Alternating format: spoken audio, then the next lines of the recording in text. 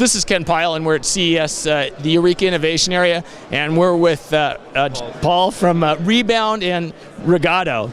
So why don't you show us what you're holding here, Paul? Looks a little kayak, right? Kayak, yeah. Okay, so tell us, and you've got a little device on it. Tell us what that's about. Exactly. So what we're seeing is a lot of action cameras now. People going out and doing crazy things with their action cameras and filming it. It's hard to understand what's actually going on in that video.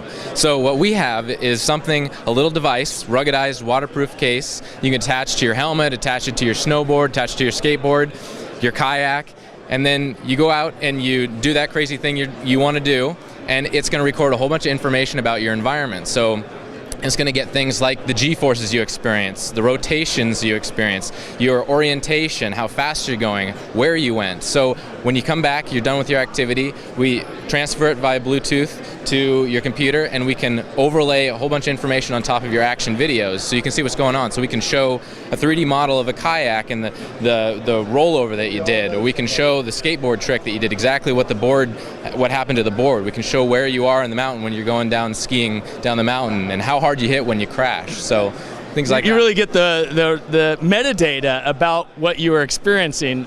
Yeah, exactly, and it's a lot easier to understand what was happening in that video and what that person did. Because when somebody jumps out of a helicopter doing heli-skiing, you know, how hard did they actually hit when they hit the ground, and how far do they fall? It's really hard to tell that on those videos.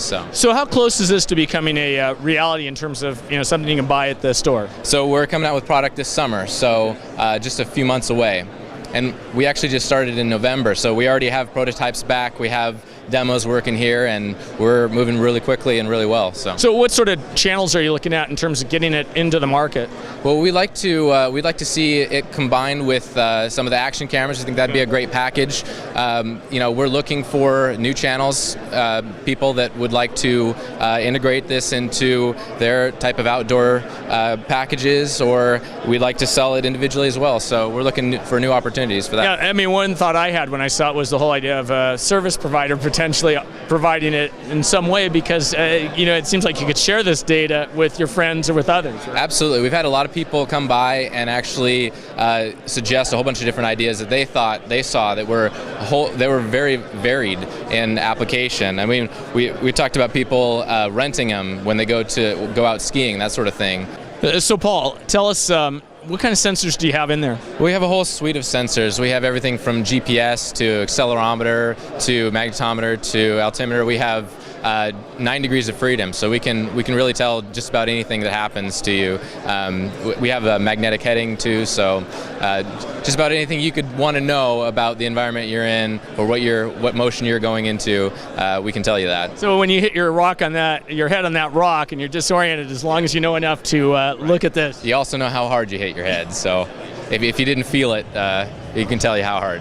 That's some interesting health care repercussions, I suppose, as far as concussion analysis and so forth. Absolutely, yeah. We've talked to some people about attaching it to helmets for football players to get data from that. So, yeah, even research potential, but also a lot of fun potential in terms of sports. So.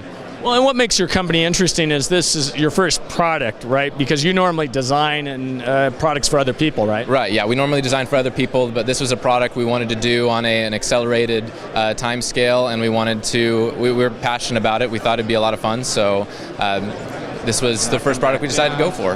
Well, excellent, Paul. Again, appreciate your time. Well, thank you, Ken.